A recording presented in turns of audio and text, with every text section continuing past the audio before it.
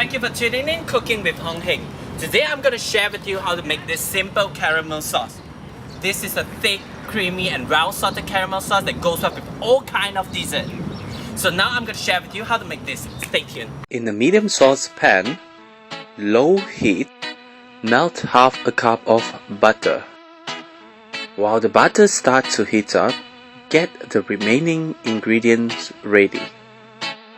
Now, you're gonna add 1 cup of brown sugar and mix those ingredients together.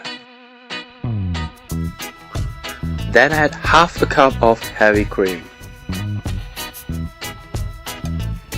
At this stage, I like to use a whisk to whisk the batter until it is smooth.